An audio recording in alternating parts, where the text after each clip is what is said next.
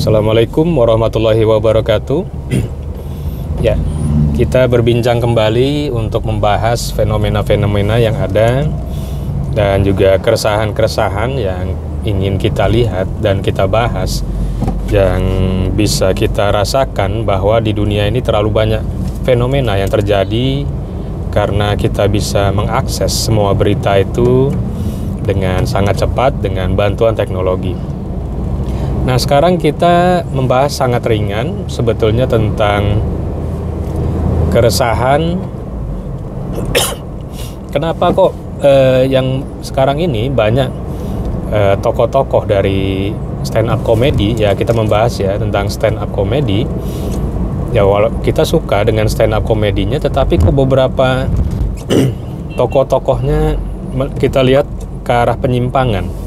Seperti yang baru tertangkap karena narkoba, yaitu Coki Pardede yang memasukkan sabu-sabunya melalui anus dan juga kelainan daripada orientasi seksualnya. Kemudian juga Uus dengan beberapa kalimat kontroversinya, dan yang tadinya tidak pakai tato sekarang pakai tato. Kemudian beberapa tokohnya yang Kiki Saputri yang melakukan juga pergaulan bebas. Kita melihat bahwa ini kenapa, apa yang terjadi? Para tokoh-tokoh daripada stand up comedy yang seharusnya dia membahas tentang keresahan-keresahan yang terjadi, tetapi di satu sisi kita melihat sebetulnya semakin dia bahas, diri mereka semakin kelihatan lebih resah.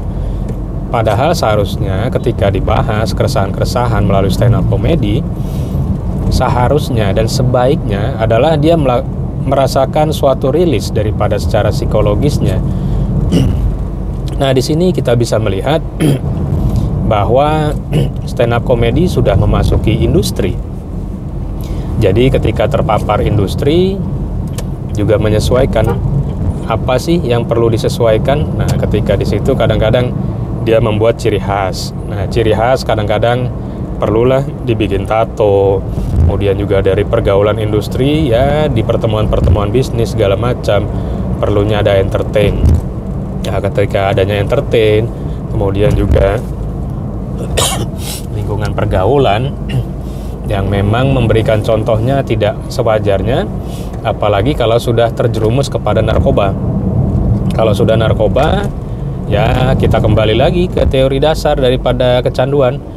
Daerah prefrontal cortex menjadi rusak sehingga dia tidak bisa melakukan judgement, sehingga insight-nya terganggu dan ya udah bisa melakukan berbagai hal yang kontroversial, seperti halnya Coki Pardede. Memang komen-komennya itu sangat-sangat luar biasa. Itu impulsivitasnya memang kita curigai ya, karena pemakaian sabu sehingga dia terlalu over PD, dan ketika itu terjadi dia menimbulkan beberapa kontroversi.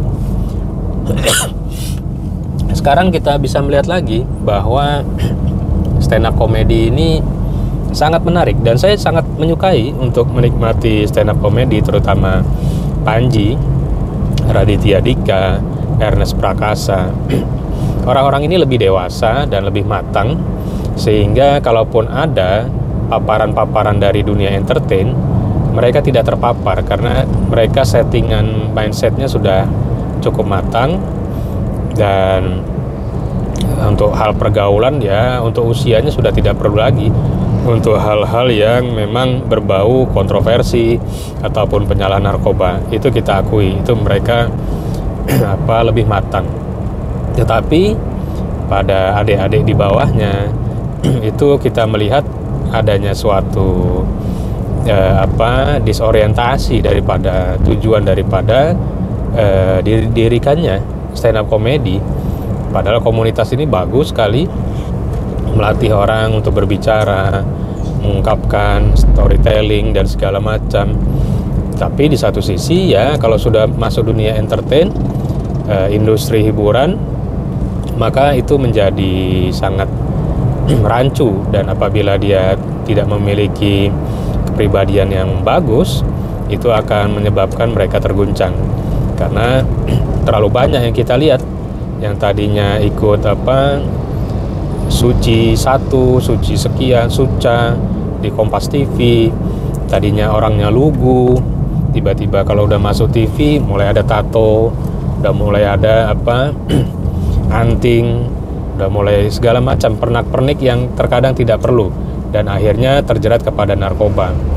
Jadi fenomena ini seharusnya tidak terjadi, tetapi sudah terjadi, dan mudah-mudahan bisa introspeksi untuk kawan-kawan komunitas stand up comedy, jangan lagi terjebak kepada hal-hal yang kita akui memang itu bermasalah.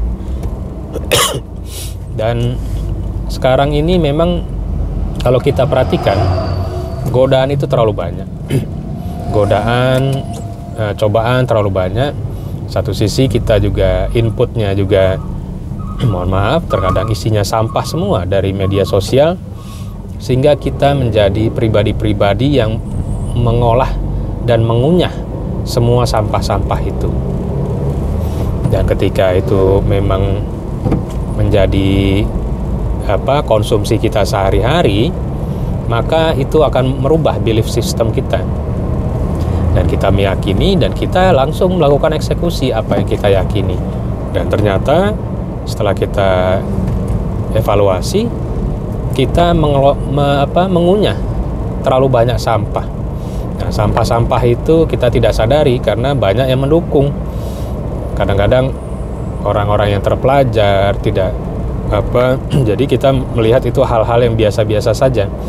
Dan ketika kita menganggap itu hal-hal yang biasa, padahal itu data-data sampah, dan kita meyakininya menjadi suatu kebenaran, maka sangat lumrah bahwa dia akan melakukan atau meniru dan juga melakukannya secara gradual, sehingga akan merubah dirinya menjadi habit melakukan hal-hal itu. Kemudian setelah menjadi habit akan berubah menjadi behavior. Nah, disinilah kita melihat baik-baiklah kita menjaga diri, karena kita memasuki alam yang sangat luar biasa. Jangan terjebak dengan kata-kata yang manis, kata-kata yang kelihatannya bersahabat, kata-kata yang sepertinya gaul sekali, dan kita merasa nyaman, dan kita akhirnya tidak bisa melakukan koreksi terhadap fenomena-fenomena yang ada. Nah, disinilah peran dari diri kita untuk terus memasukkan data-data yang baik, bukan data-data yang sampah, sehingga kita bisa terus mengevaluasi. Zaman sekarang ini kita bisa meningkatkan data-data baik karena juga YouTube itu banyak acara-acara seminar yang seharusnya kita bayar berapa juta, itu bisa gratis. Dan kemudian kita bisa juga melakukan bisa mendapatkan ilmu-ilmu yang sangat mahal tetapi bisa gratis.